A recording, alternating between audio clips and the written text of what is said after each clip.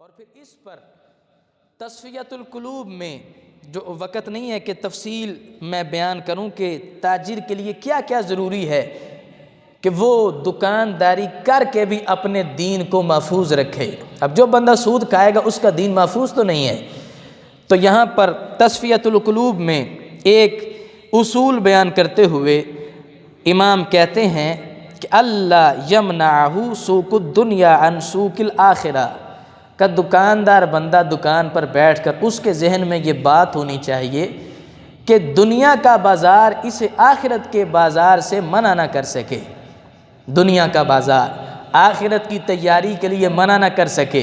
اب دنیا کا بازار تو آ گیا کہ وہ بازار کے اندر دکان کھول کے بیٹھا ہے، آخرت کا بازار کیا ہے؟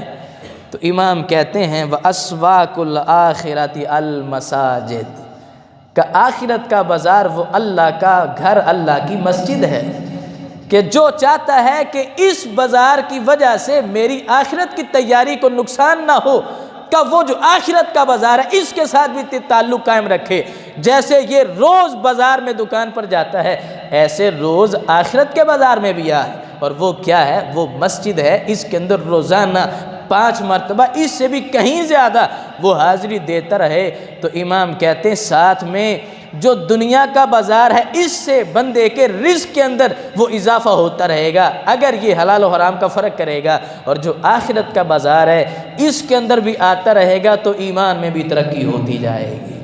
تو تاجر حضرات اس چیز پر بھی غور کریں کہ کیا ہم دنیا کے بازار میں تو زندگی نہیں گزار رہے، آخرت کے بازار میں ہمارا کیا حصہ ہے؟ آج ایک تاجر حضرات کی ایک کمیونٹی ہے کہ جو آخرت کے بازار سے بالکل دور ہے، مساجد میں ان کا آنا جانا ہی نہیں ہے۔ تو اگر ان کے رزق میں برکت نہیں تو یہ چیز ہے کہ وہ اللہ کے ذکر سے دور ہیں۔ اور یاد رکھنا یہ تجارت، یہ مال، یہ اولاد قیامت والے دن کام نہیں آئے گی۔ اللہ فرماتا ہے یوم لا ینفع مال ولا بنون، کہ قیامت والے دن نہ تو تمہاری اولاد کام آئے گی نہ مال کام آئے گا۔